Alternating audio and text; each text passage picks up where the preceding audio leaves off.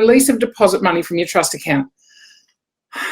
Had a chat this week, or a call this week, and it's really quite interesting. I had a call from the solicitor who did the conveyance on a property. I also had a call from an agent, and they both told me a very similar story. And as it turned out, it was the same story. And it was about the fact that the vendor had sold their property, and really lovely, they had released some of the deposit early from the agent's trust account. They'd requested that to go in for another purchase. They had left 10 of the $35,000 deposit sitting in there from the purchaser. They had released 25 of that and had left 10 in there. So the agent still had some access to money towards their commission and also towards some marketing money. Sounds normal so far. And you're thinking, Rosy, what do you want about? No, it's really normal. So that's great. Property settled, all very nicely. Obviously the agent then got around to, okay, well, now we can account to ourselves. And, as everybody knows, you account to the vendor first and then to yourself. Well, the agent, in their wisdom, accounted to the vendor first and paid them $35,000. Oops. They'd already paid 25. So, and the vendor wasn't owed any additional money at all at this point in time. So they've got an extra $35,000 sitting in their account. The solicitor, the vendor called their solicitor. The solicitor said, yeah, there might be a little bit of extra money because of, adjustments and strata levies and rates and a few different things. And they said, oh, yeah, it's $35,000. And the solicitor actually said, well, that's a little bit too much. Solicitor contacted the agent, who took some time to respond, but eventually realised what they had done.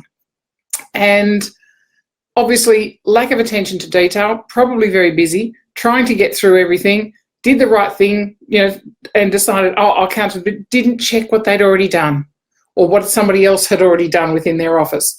So, yes, they've released this money without authority because clearly there was no money left to release to these people. So where did the 35 come from?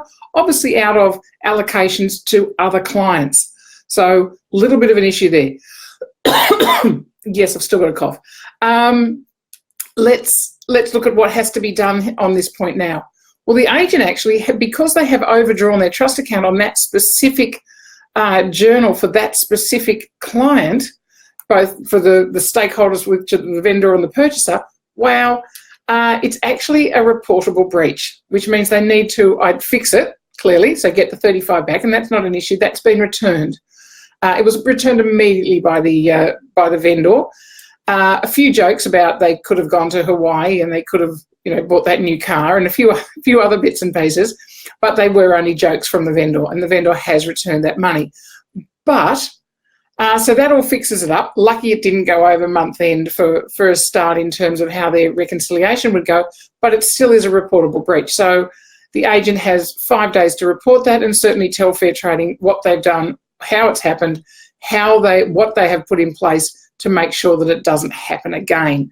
So point of my story here, so the moral to this story is, guys, be careful when you're dealing with your trust funds. Make sure there are processes in place. And clearly, this is why Fair Trading have made the changes that are coming in with the reforms next year, where only a Class 1 licence holder will be able to disperse money from the trust account. So it is one person's responsibility to do this. I mean, it's one person's responsibility now to be accountable for it in terms of the licensee in charge. But in the future, it will be just that one person, that Class 1 licence holder, who has the authority to disperse money from the trust account. So you can actually see how the reforms are already working, will work to improve the industry on that level. So good thing, but it is a reportable offence or a reportable breach. So just remember, be careful, monitor your trust account and monitor your files to see who's making transactions within your trust account.